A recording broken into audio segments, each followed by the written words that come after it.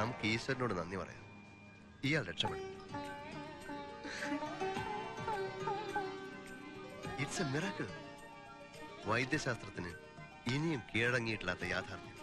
Suspended animation എന്നുവെച്ചാൽ ഒരു ശരീരം പൂർണ്ണമായും മരിച്ചു എന്ന് തോന്നിപ്പിക്കുക.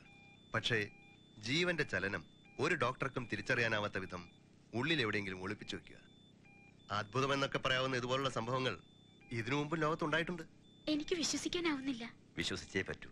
നീതിപീഠത്തിന്റെ ചരിത്രത്തിൽ ഇതിനു മുമ്പും ഇത്തരത്തിലൊന്ന് റിപ്പോർട്ട് ചെയ്യപ്പെട്ടിട്ടുണ്ട്. വർഷങ്ങൾക്ക് മുമ്പ് ബ്രിട്ടനിൽ ശിക്ഷ നടപ്പാക്കി കഴിഞ്ഞ് വൈദ്യപരിശോധനയിൽ പ്രതിക്ക് ജീവനുണ്ടെന്ന് തെളിയുന്നു. അത് പിന്നീട് വലിയ നിയമപ്രശ്നമായി. അതിനുശേഷമാണത്രേ വധശിക്ഷയുടെ വിധിന്യായത്തിൽ അൻറ്റിൽ ഡെത്ത്, മരണം വരെ എന്ന വാക്കെഴുതി ചേർത്തത്. ഏതായാലും എനിക്ക് വേണ്ടി ഡോക്ടർ ജോൺ ചെയ്തത് വലിയൊരു ഉപകാരമാണ്. ഒരിക്കലും ഞാനത് മറക്കില്ല. താൻ എന്നോട് നന്ദി പറയാണ്. എല്ലാ കാര്യങ്ങളും എനിക്കറിയില്ലേ. ഇയാളെ ആംബുലൻസിൽ എടുക്കുമ്പോ ആരെങ്കിലും ശ്രദ്ധിച്ചോ? ഫേസ് ക്ലോത്ത് കൊണ്ട് കവർ ചെയ്തിരിക്കുകയായിരുന്നു, അതുകൊണ്ട് ആരും കണ്ടില്ല. ഇതിനകത്ത് തൽക്കാലം മാലതി അല്ലാതെ മറ്റാരെയും കയറ്റണ്ട, സിസ്റ്റേഴ്സിനെ പോലും. പിന്നെ എക്സ്റേയിൽ ബ്രെയിനിന് ഡാമേജ് ഒന്നുമില്ല, അതാ വലിയൊരു ലക്ക്. പക്ഷേ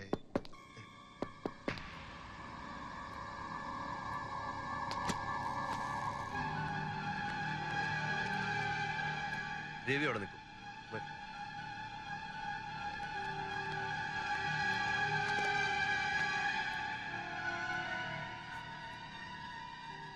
പേടിക്കണ്ട, സാഹിബിന് അബുവിനെ തിരിച്ചു കിട്ടും. അവൻ അപകടനില തരണം ചെയ്ത് കഴിഞ്ഞു. നന്ദിയുണ്ട്, പെരുത്ത് നന്ദിയുണ്ട്. എന്നോടല്ല, സാക്ഷാൽ ദൈവത്തിനോടാണ് നന്ദി പറയേണ്ടത്. ഒരു പക്ഷേ എന്റെ ജീവിതാനുഭവങ്ങളുണ്ടാവാം. ഇന്നലെ വരെ ഈശ്വരനെ പഴി പറഞ്ഞവനാ ഞാൻ. എന്നാൽ ഇപ്പോ ഈ നിമിഷം ഞാൻ അവന്റെ മഹത്വം അറിയുന്നു. മരണത്തിൽ നിന്നും അബുവിനെ ഇവിടെ വരെ എത്തിച്ചത് അവനല്ലെങ്കിൽ മറ്റാരാണ്? അൽഹംദുലില്ലാ. കൊലക്കയറി നിങ്ങൾ എന്റെ മോനെ രക്ഷിച്ചു എന്ന് ഇപ്പോഴും എനിക്ക് അങ്ങോട്ട് വിശ്വസിക്കാൻ കഴിയുന്നില്ല. കൊലക്കയറി നല്ല ഞാൻ രക്ഷിച്ചത്. തൂക്ക് കഴിഞ്ഞ് കൃത്യം 35-ാം മിനിറ്റിൽ അബുവിന്റെ ബോഡി എന്റെ ടേബിളിലെത്തി. ബന്ധുക്കൾക്ക് വിട്ടുകൊടുക്കുന്നതിന് മുമ്പ് മരിച്ചു എന്ന് ഡോക്ടർ സർട്ടിഫൈ ചെയ്യണമല്ലോ. മരവിച്ച മനസ്സോടെ ഞാൻ അബുവിനെ പരിശോധിച്ചു. പൾസ് ഡെഡാണ്. പക്ഷേ ഹാർട്ട് ബീറ്റ് നോക്കി ഞാൻ നടുങ്ങിപ്പോയി. അബുവിന്റെ ഉള്ളിൽ ജീവൻ അവശേഷിക്കുന്നു. വളരെ വളരെ നേർത്ത ഒരു നെഞ്ചിടിപ്പ്. ഇനി നിമിഷങ്ങൾക്കകം മരണം സംഭവിക്കാം. ഒരു നിമിഷം എന്ത് ചെയ്യണമെന്നറിയാതെ ഞാൻ പകച്ചു. ഭാഗ്യത്തിന് അബുവിന്റെ പോസ്റ്റ്മോർട്ടത്തിന് സാക്ഷിയായി വന്നത് ദാസായിരുന്നു. അബുവിന്റെ നിരപരാധിത്വം അറിയാവുന്ന ദാസും രണ്ടും കൽപ്പിച്ച് എന്റെ കൂടെ നിന്നു. എന്റെ മനസ്സ് പറഞ്ഞത് ഇത് ദൈവഹിതമാണെന്ന്. നിരപരാധിയായ അബുവിനോട് ഈശ്വരൻ കാണിച്ച കാരുണ്യം. പിന്നെ വൈകിയില്ല. പെട്ടെന്ന് തന്നെ ഫസ്റ്റ് എയ്ഡ് കൊടുത്തു. അബൂബക്കർ മരിച്ചു എന്ന് സർട്ടിഫൈ ചെയ്ത് ബോഡി വിട്ടുകൊടുത്തു. പിന്നെ അങ്ങോട്ട് ഇവിടെ വരെ ജീവൻ പണയം വെച്ചൊരു കളിയായിരുന്നു. ജീവൻ തിരിച്ചു കിട്ടുമെന്ന് എനിക്ക് ഒരു ഉറപ്പുണ്ടായിരുന്നില്ല. പക്ഷെ ഇപ്പോ ഒരായുസിന്റെ സുഹൃതം ഞാൻ അനുഭവിക്കുന്നു. എന്റെ അമ്മുവിന്റെയും ആയിഷയുടെയും ഒക്കെ ആത്മാവിന്റെ പ്രാർത്ഥനയായിരിക്കാം അബുവിന്റെ ഈ പുനർജന്മം. സാഹിബ് അപ്പുറത്തെ മുറിയിലോട്ടിരുന്നോളൂ. അബുവിന് ബോധം വീഴുന്നത് വരെ ഞങ്ങളോടുണ്ടാവും.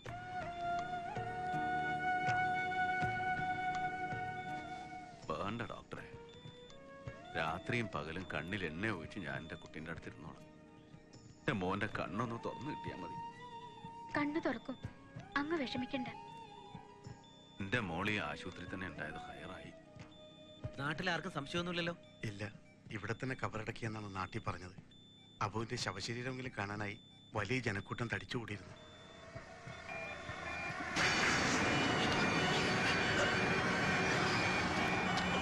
Abu, Abu, relax, relax. You are all right. Abu, നിങ്ങൾക്കൊന്നും സംഭവിച്ചിട്ടില്ല. നിന്റെ കഴുത്തിൽ ഇപ്പൊ കുരുക്കില്ല. നീ ഇപ്പൊ ആശുപത്രിയില്ല. നിന്റെ ബാപ്പയും ഞങ്ങളെല്ലാവരും അടുത്തുണ്ട്. ദേ നിന്റെ ബാപ്പ. മോനെ അബു,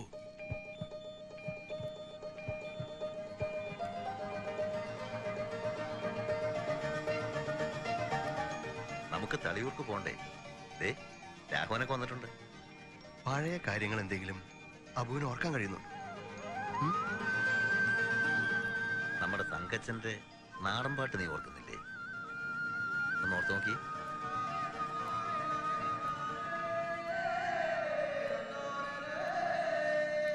വരിക്കച്ചക്കട ചോള കണക്കിന് തുടുതുടുത്തൊരു കല്യാണി കൊടകരയിൽ കാവടിയാടുമ്പോ കണ്ണടി ഞാനൊരു മിന്നായം ചാട്ടുളി മുണ തുളയ്ക്കണ മൂർച്ചയുള്ളൊരു നോട്ടമാ വിളിച്ചിട്ടല്ലെല്ലാം പറഞ്ഞിട്ടല്ലെല്ലാം വേല വേണ്ടടി കല്യാണി.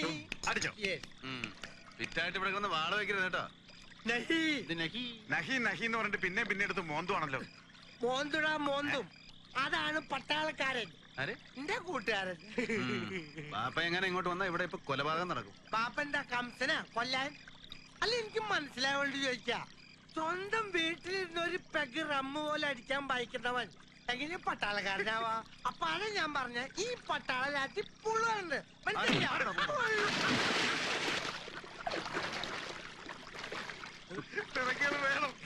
എനിക്ക് വെള്ളം ഒഴിക്കണ്ട, ആവശ്യത്തിനുള്ള കുറ്റുണ്ട്.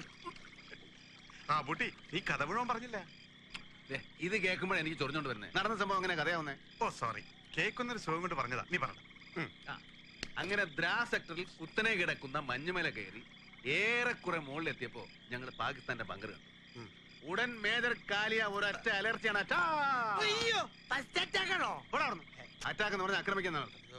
പിന്നെ മഞ്ഞിന്റെ പുറത്ത് കമഴ്ന്ന് കിടന്ന് ഞങ്ങളുടെ ഒരു പ്രകടനമായി. ഞാനായിരുന്നു ഏറ്റവും മുമ്പിൽ. 1.5 മണിക്കൂർ നിർത്താതെ ഫയറിംഗ്, ഒരിഞ്ഞ ഫയറിംഗ്. എന്നിട്ട് എന്തുണ്ടായി? ഞങ്ങൾക്ക് ഒരൊറ്റ കാഷ്വാലിറ്റി. ഈ വക കേസിന് മുമ്പ് ഇത്തിരി ക്യാഷ് കരുതണ്ട.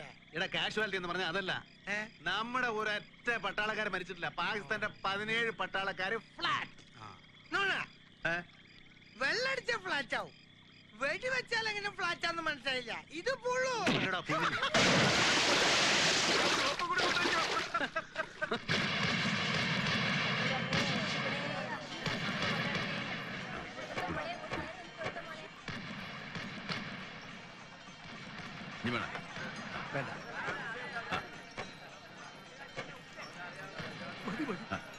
അതെ സാഹിബേ, ഇതിപ്പോ നമ്മുടെ പഴയ മന്ത്രി കണ്ട പ്രശ്നമാവുമല്ലോ. ഏത് മന്ത്രി? ഉദ്ഘാടനത്തിന് നിലവിളക്ക് കണ്ടപ്പോ ഹാലിളകിയ മൂപ്പരെ മുസൽമാന് നിലവിളക്ക് ഹറാമാണെന്നല്ലേ ആ വിദ്വാൻ പറഞ്ഞിരിക്കുന്നത്. ഇവിടെ ജീവിക്കണോലിക്ക് ഇവിടത്തെ കാറ്റ് ചൊറിച്ചിലുണ്ടാക്കുന്നു പറയണത് ബസലത്തര. ഞാനും എന്റെ കുട്ടികളും ഈ മണ്ണിൽ ജനിച്ചു വളർന്നൂല. ഇവിടത്തെ ഒരു ആചാരവും ഞമ്മക്ക് ഹറാമല്ല. ഈ ഉത്സവവും പെരുന്നാളെന്നൊക്കെ പറയണത് മനുഷ്യന്മാരുടെ ഒത്തൊരുമക്കും കൂടെ മണ്ടിയിട്ടാണ്. ജാതി മതമൊക്കെ അവനവന്റെ മനസ്സിലാ. നിങ്ങളെ വിശ്വാസം നിങ്ങൾക്ക്, ഞമ്മളെ വിശ്വാസം ഞമ്മക്ക്. അതിലൊരു ഉറപ്പുണ്ടായാൽ മതി. ഞമ്മളതിന് ഈമാൻ എന്ന് പറയും. നിങ്ങൾക്ക് മോര് വേണം. അനന്ത് കുടിക്കാം. നിങ്ങൾക്ക് വേണോ? കുടിച്ചോ. ചേകര, അനക്ക് മാണ്ടടോ മോര്? പിന്നെ അതിപ്പോ എന്താ ചോദിക്കാൻ? 30 വർഷമായിട്ടുള്ള ചടങ്ങല്ലേ. തളിയൂരമ്മയുടെ എഴുന്നള്ളിപ്പിന് സാഹിബിന്റെ മോര് കുടിക്കാൻ നടക്കച്ചെല്ലാൻ പാടുണ്ടോ? ശ്രീ അയ്യപ്പനെ കാണണമെങ്കിൽ ആദ്യം വാവര് സ്വാമിയെ വണങ്ങണം, അല്ലേ സാഹിബേ? അപ്പൊ ഇവിടെ ഓനും ചെങ്ങായിമാരെ കളിക്കണത്തുണ്ടാവും. കുളിച്ചിട്ട് വൈകുന്നേരം അമ്പലത്തിൽ പോകാനുള്ള നല്ല കഥകളിയുണ്ട്. നളചരിതം. നിങ്ങൾ വരുന്നോ? അയ്യോ, കഥകളിയോ? എന്റെ അമ്മക്ക് ആയുസ് പാഴാക്കല്ലേ. ലക്ഷ്മി ടാക്കറ്റിന് ഉത്സവ പ്രോഗ്രാമാ. ഉള്ളത്തള്ളിത്ത ഇവിടെ രമ്പേടെ അതിന് പോക്കാ. ഏതാ കലാമണ്ഡലം ഗോപിയും കോട്ടക്കൽ ശിവരാമനും കൂടെ നളചരിതം ആടി തീർക്കുമ്പോഴാ അവന്റെ ഒരു ഉള്ളത്തെ അള്ളിത്ത. ഇതിന്റെ രമ്പ മാറി നിൽക്കും ശിവരാമന്റെ ദമയന്തിന്റെ മുമ്പിൽ, അല്ലേ രാഘവസ്വാമി? ഹര ഹരോ ഹര. ഞാൻ കുടിക്കണ കഞ്ഞിയിലെന്തിന് കല്ലിട്ടിളക്കണ കൊച്ചേട്ട, കയ്യിലിരിക്കണ കല്ലമ്പരിപ്പ് ഈ കലത്തില് വേകൂല, ഈ കലത്തില് വേകൂല. നാഴിലിരുന്നഴി കൊള്ളൂല, ചക്കവലിപ്പൻ ചുളക്കില്ല. നാഴിലിരുന്നഴി കൊള്ളില്ല, ചക്കവലിപ്പൻ ചുളക്കില്ല. ചക്കച്ചുളമുണ്ട ചുക്കവോ കൊച്ചേട്ട ഞാൻ അതിനൊരു മാങ്ങ കൂടി താഴെ വീണു. അവന്മാർ അറിഞ്ഞിട്ടില്ല. അവന്മാർ അറിഞ്ഞിട്ടില്ലെങ്കിൽ അറിയണ്ട. വായുകുളി മേടിക്കാൻ പോണ പോലെ പോക്ക്. മാങ്ങ എനിക്ക് മാങ്ങ. ആഹാ, സേലം മാങ്ങയാണല്ലോ. പച്ചയാണ്. ഒരു തോക്ക്. നോക്കട്ടെ. അല്ല, AK-47. ആ വണ്ടി വിടരുത്. അതിന്റെ ബ്രേക്ക് നമ്മുടെ ഇല്ലല്ലോ. അയ്യോ, വണ്ടി പോയി. ഹലോ, വണ്ടി തിരിക്കാൻ ലോറി പിടിക്കണം. ആ ലോറി പിടിക്കാൻ ഈ ഓട്ടോറിക്ഷ പോയിട്ട് ഒരു കാര്യമില്ല. നമുക്ക് പോലീസ് സ്റ്റേഷൻ പോയി പറഞ്ഞാലോ? എന്നാ കേറ്. അപ്പൊ ഞാനും വാങ്ങിയോ? നീ സൈക്കിളോട്ട് നേരെ വീട്ടിലേക്ക് പോയി, ഞങ്ങൾ പോയിട്ട് വരാം. വണ്ടി വിടും.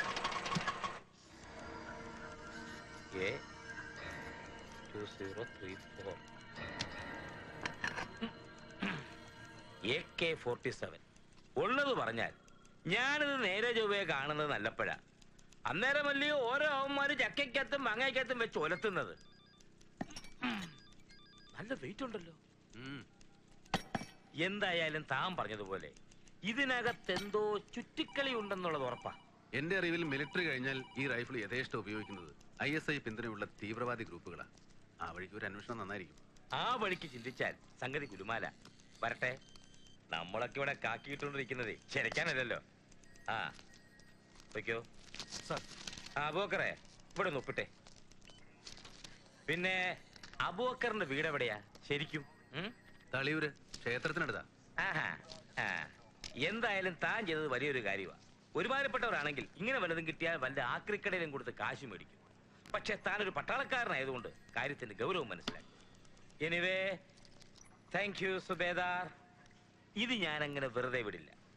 SP കറിയാച്ചൻ അതിരെ കയറി കളിച്ചവനെ മണിക്കൂർ വെച്ച് ഞാൻ പൊക്കിയിരിക്കും. Thank you sir.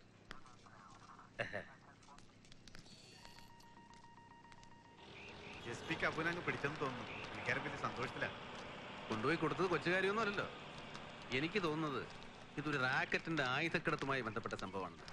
അത് തെളിയിച്ച പേര് SP തന്നെ.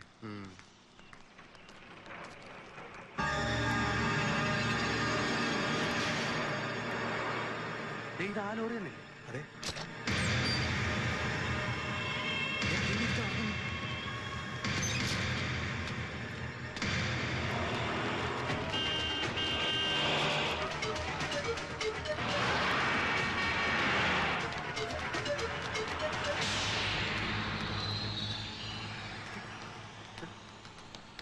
നമുക്ക് വണ്ടി കസ്റ്റഡിയിൽ എടുപ്പിക്കാം.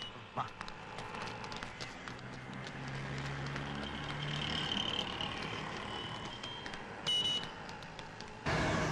എനിക്കൊന്നും കേൾക്കണ്ട.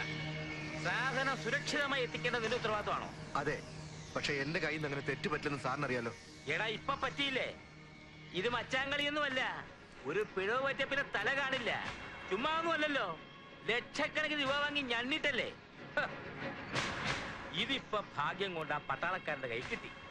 അവൻ എന്റെ കൈ കൊണ്ട് തരികയും ചെയ്യും. അവനൊരു മൊണ്ണ. ഇല്ലെങ്കിലോ എന്റെ പാറമാതാവേ, നിന്റെ കൃപ ഇല്ലെങ്കി ഇപ്പൊ അനുഭവിച്ചേനെ.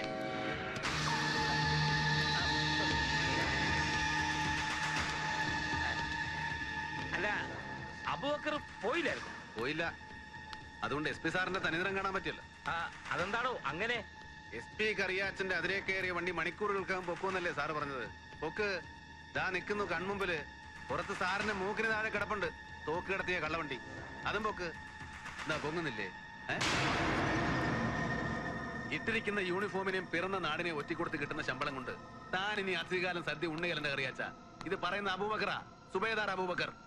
പിറന്ന നാടിന് വേണ്ടി മഞ്ഞും മഴയും അറിയാതെ രാവും പകലും ഇല്ലാതെ അതിർത്തിയിൽ കാവൽ നിന്ന ഒരു പട്ടാളക്കാരനാ ഞാൻ. ഞാനാ പറയുന്നേ. നീ പെട്ടിമണിക്ക പട്ടാളമാണെങ്കിലേ ഞാൻ കടത്തി നിൽക്കുന്ന പോലീസാ. പിന്നെ 1.5 ചക്രത്തിന്റെ കാക്കിയുടെ പുറത്ത് കാല് നക്കിയും കൂട്ടിക്കൊടുത്തു എരന്ന് വാങ്ങി IPS ഒട്ടിച്ചു വെച്ച ഏത് എംബോക്കിക്കും SP ആകാം.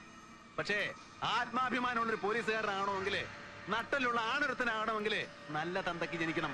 ജനിച്ചു നന്നാവണം. അപ്പരപ്പൂപ്പന്മാരെ സുഹൃതം ചെയ്യണം. അയ്യോ, അതൊന്നും തന്നോട് പറഞ്ഞിട്ട് കാര്യമില്ല.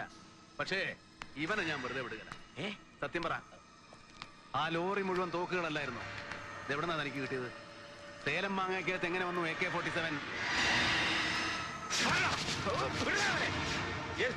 കയ്യകളെ കാണിക്കണോ?